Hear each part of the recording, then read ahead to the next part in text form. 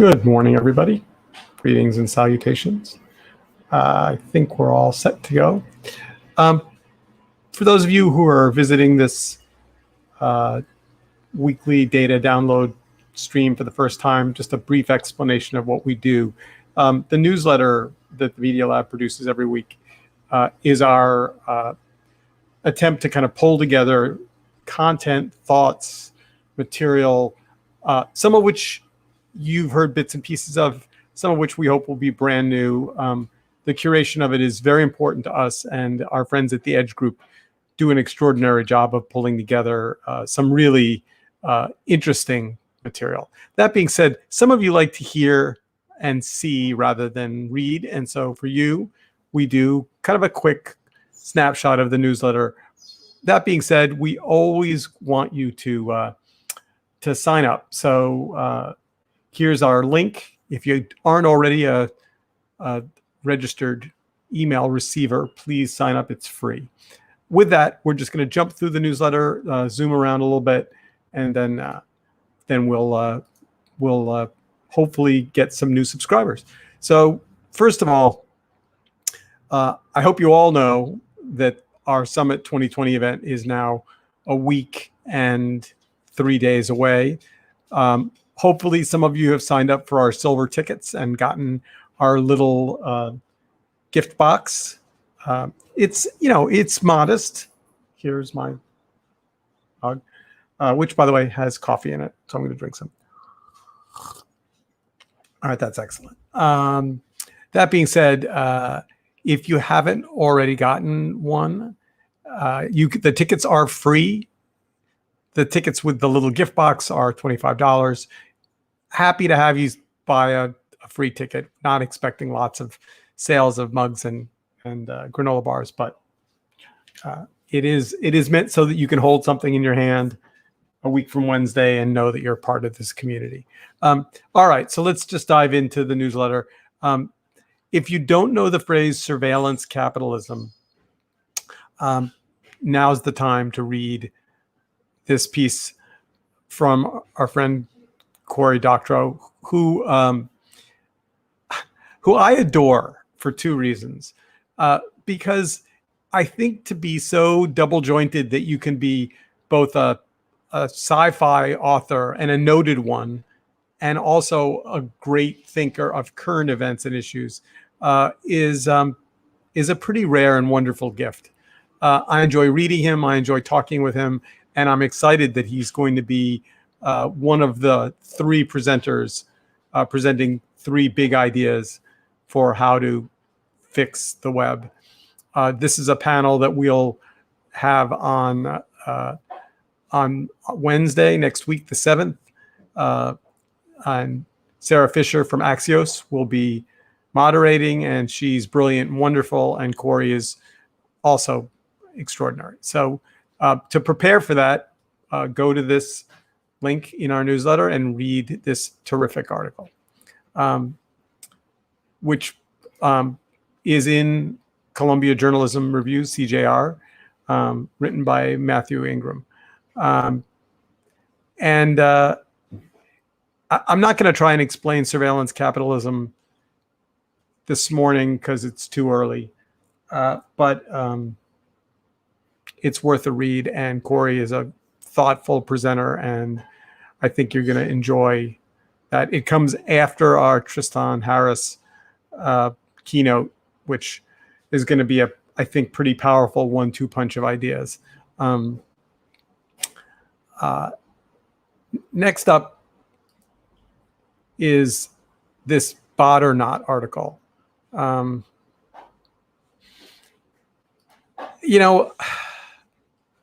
don't know about you. Here's the weird thing about where I live in the bot world. When it's helpful, when it's CVS saying my prescription needs to be renewed, or Amazon saying, hey, we delivered your package, I find those bots perfectly harmless and fine. And then when I'm trying to sell something on Craigslist, and it turns out that the person who's theoretically trying to buy it is a scammer and it's a bot scam, then I get super angry and concerned. So this article, which is in reallifemag.com, is a really evocative wake-up call about bots and bots in the real world, and what that means to us. Next up, 10 years ago, there was a newsletter, an article, a research paper, a pretty deep dive written by our friend Stephen Strauss, media.nyc.2020. And it looked 10 years forward to where media would be in New York today.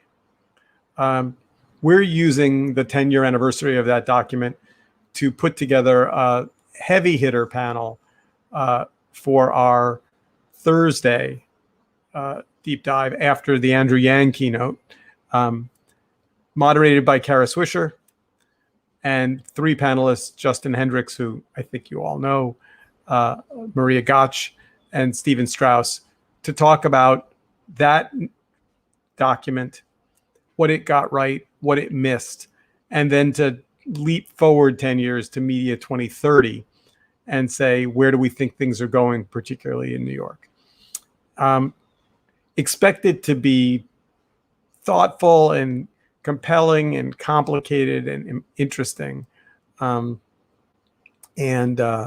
We also are inviting you, our audience, to participate by asking questions. So I don't have this link in the newsletter, but I am going to put it right now in the chat. So here it is. I think this works. See?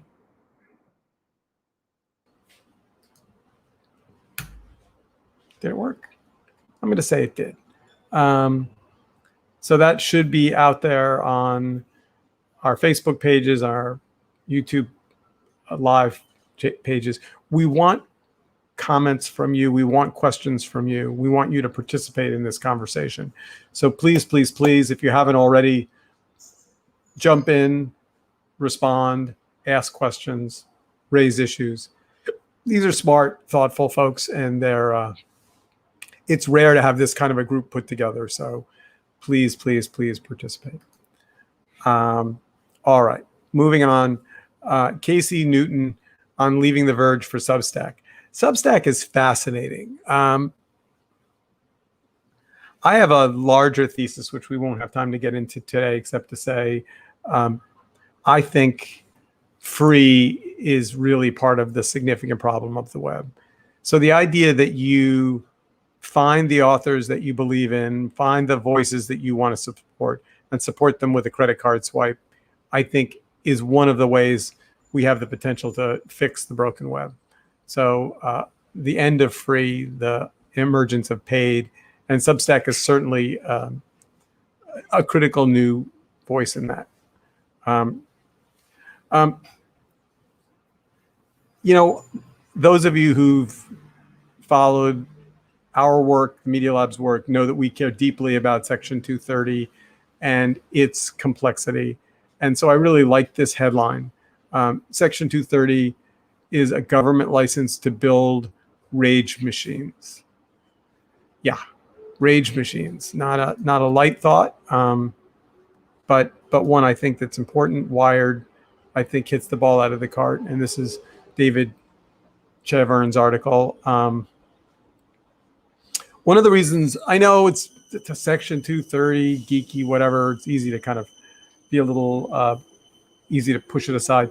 One of the reasons why you should pay attention to this article and this question is it is the only thing that the Republicans and the Democrats agree on.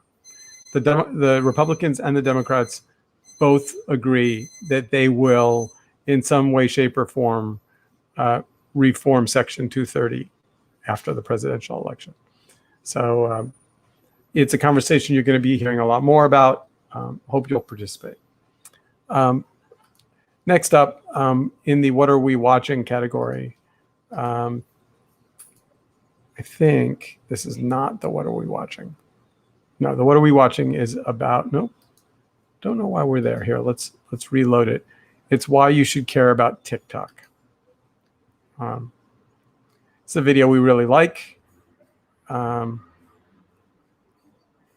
It's New York Times opinion. It's short, relatively, and consumable. So if you kind of are rolling your eyes at TikTok, don't watch this very relevant video. And then finally, and what are we listening to? This is a podcast, Rip the Band-Aid on some hard decisions, how the New York Times is reshaping the ad business for a cookieless world.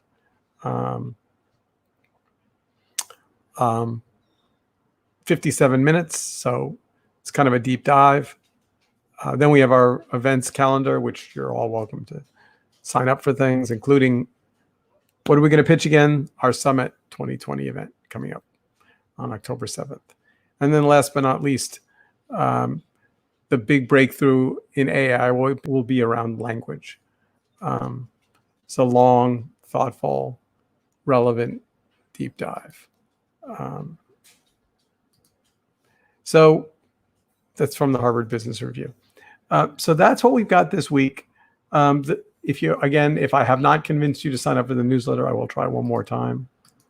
Here's our sign up link. I know for all of you, the summit seems like it's a long way away. It's, a week and a half, 10 days.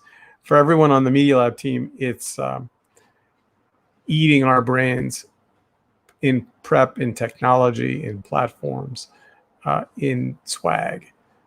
So with that, we certainly hope you will join us and come along and be with us and sign up. That's all we got on the feed for this week, because we're going back to planning the summit. See you in 10 days. Bye.